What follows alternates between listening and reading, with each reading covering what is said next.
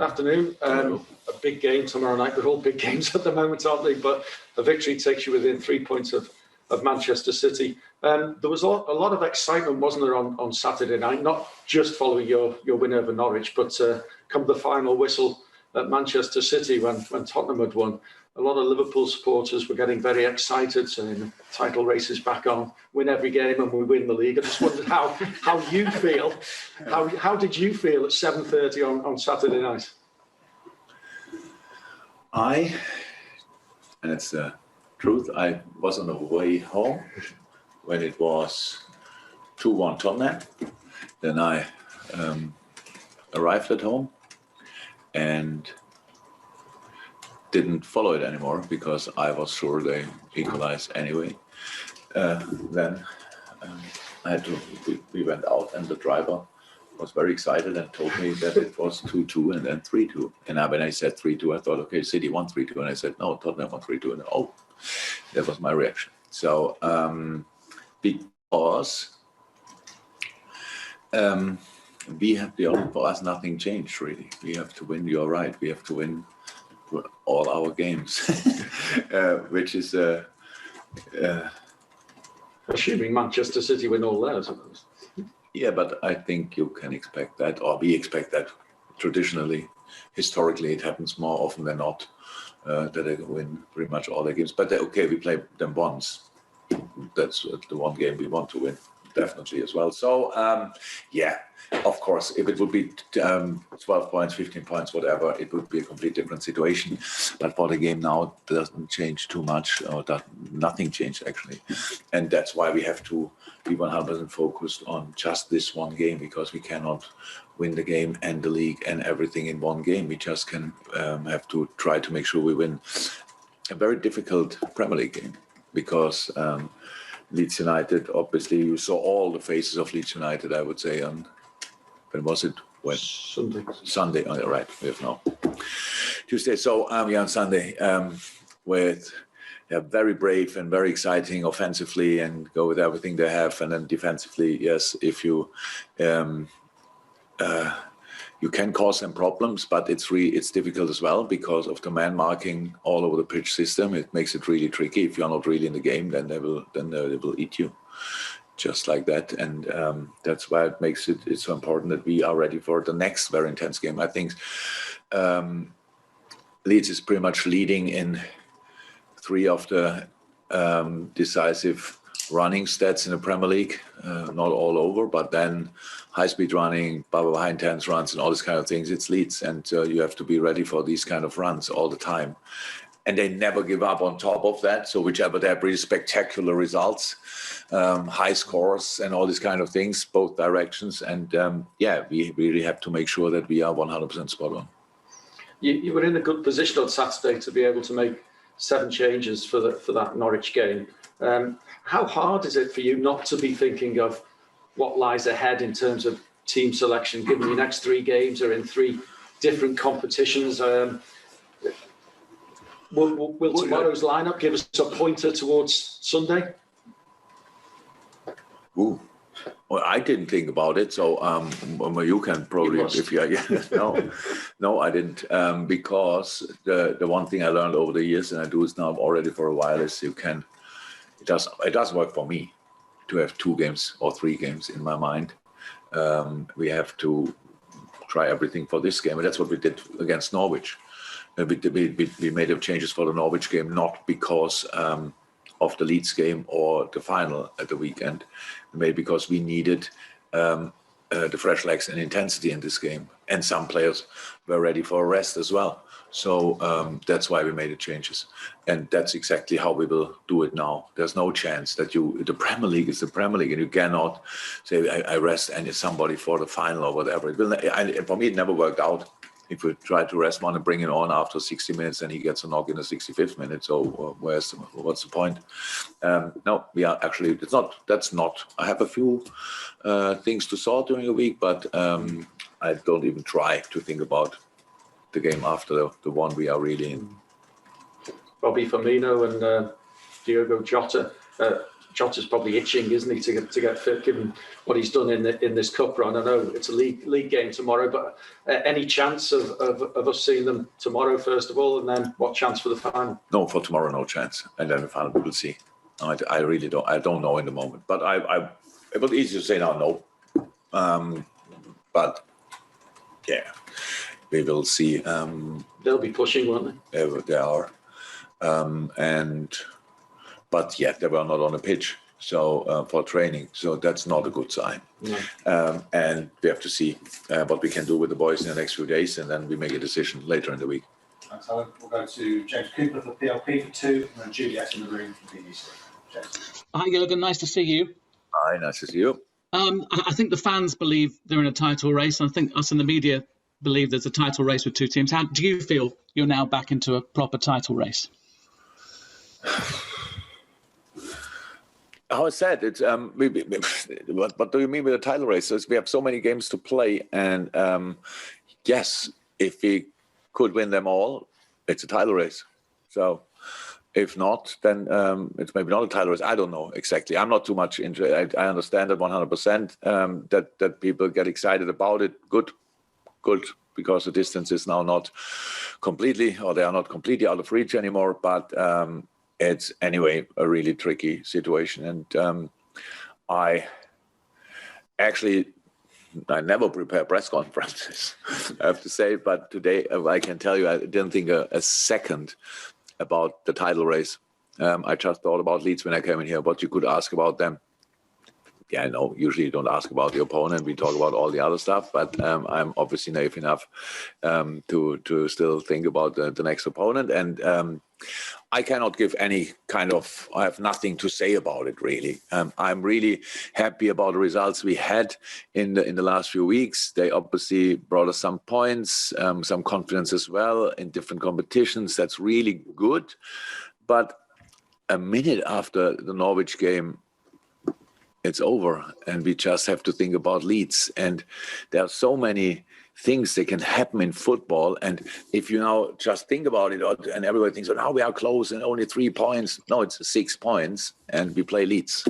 So I'm just not made for it. I cannot count points on our account before we played the game. If other people do that, that's okay, because they are not directly involved. But we have to be ready for an incredibly intense game and a big fight against Leeds United. They fight for staying in the league. And if you can say one thing about this team, they really, really, really never give up. And that's what we have to make sure that it will not help tomorrow night. But between now and then, sort of work to do. Well, let me be polite then and ask you about Leeds United, because I think their first game back in the Premier League was at Anfield, and an amazing game, the 4-3. Did you expect that kind of level from them again, bearing in mind what you talk about, their intensity and them not giving up?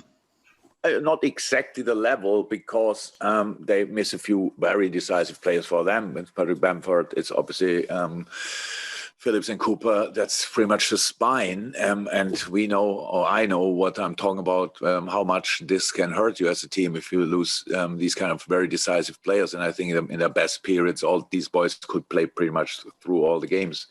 But I expect exactly the same attitude. And it's actually the result we had that night is pretty much how Leeds is. They play all in. And we won that night, but that's now not that's not the case because we are Liverpool and them are Leeds. It's just because we scored one more goal that night, and that's what we have to be ready for. They really, how's that? If you watch them, you know it. It's like this. They had a difficult spell around December, in this late December, I think, when they got a few knocks, but that's over.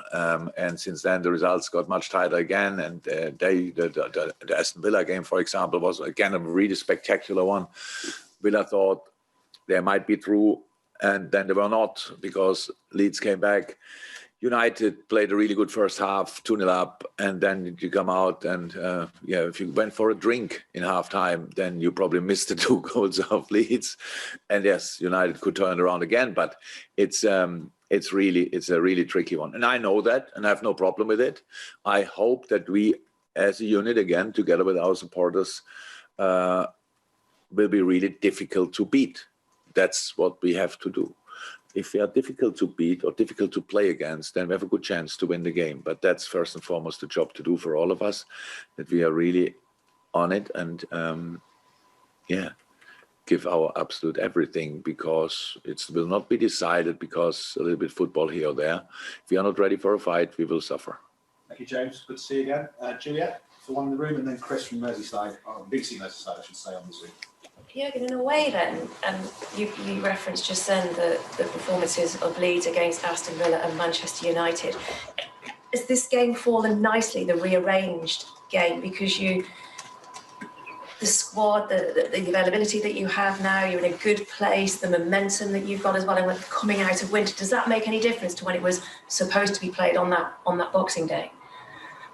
No, I think we were all right on Boxing Day. We had our COVID crisis came a bit later, if I'm 100% right. I don't know it exactly anymore, but it was that I can remember that I didn't think, thank God we don't have to play it. I said again that it was not our problem. Was not the 26th to play it, or not at all. I'm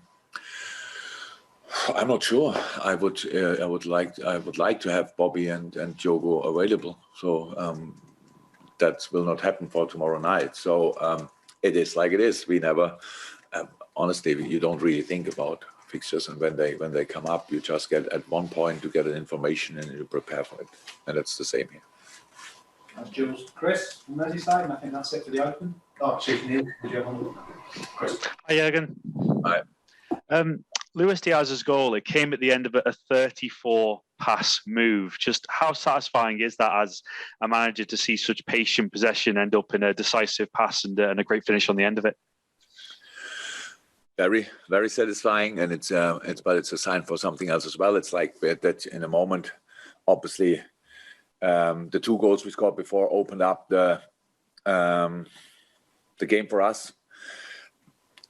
Obvious knock for Norwich, proper boost for us, and these moments are really rare because you have to work so hard to get any advantage in a football game. But if you have it, then we are obviously able to do some really nice stuff. So it is, with all the 33 passes before, I loved each of them.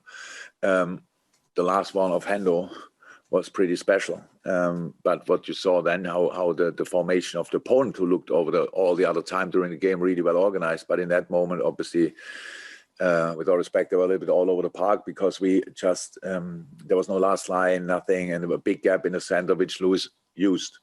And it was because of the movements of all other players. That's how football can look. Unfortunately, doesn't look that often because, the quality of opponents.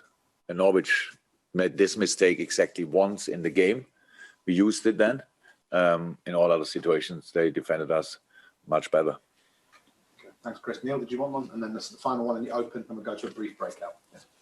I saw Joe Gomez speaking after the game on Saturday, and he said he waited a long time to start the Premier League game. I think he said the challenge for him has been to be the best version of himself every day while he's waiting. How much is that an example to maybe other players in the squad who are in a similar position, having to be patient and wait for their chance? It's a very good example, but a very special story as well. Because with the quality of Joe, it's really difficult. If I would Joe Gomez up, I would be really difficult to deal with the situation, because the quality he has, because of the player he is, and everybody likes, if not lost, Joey. And then with a really difficult injury and a few things afterwards, and then getting COVID in a completely wrong moment when we have an FA Cup game and these kind of things. So it made it difficult for him to get rhythm. And I'm really happy about the performance. So I think it was the first goal where he was involved in a half space, nearly lose the ball, winning it back, and then pass the ball, and from there we go. I was really, really pleased for him. I'm pretty sure he was nervous. That's normal after that long time. Then on the position he likes maybe the second most, not the most, and was for us very important that he could play that, because Rashika with the speed was clear. We will not go for Trent, not because of Rashika, but because Trent needed a break. And then who do you bring? And it was really perfect to have Joey available. Yes, it's an example. Absolutely. Like we have a lot of other examples, I have to say. So in a moment, I told the boys yesterday, the way we deal with different situations in one moment is really exceptional, because some players start who are used to be outside more often than others don't start, who are used to be in the starting lineup, and all of them. But we all saw it the last 2 games. The changes we could make were massive, and the influence they had, and that's exactly how it has to be. And as long as we can do that, as long as we can use the squad like that, we have a good chance to win football games. Thank you, Neil. So we'll take 3 questions. We've got 2 in the room, and I think Dave Maddock is going to come in via the Zoom. So we'll go in order: Chris, Paul, and then Dave on the Zoom. Just to do everything that's said here is under embargo till 10:30 tonight, which is Tuesday the 22nd.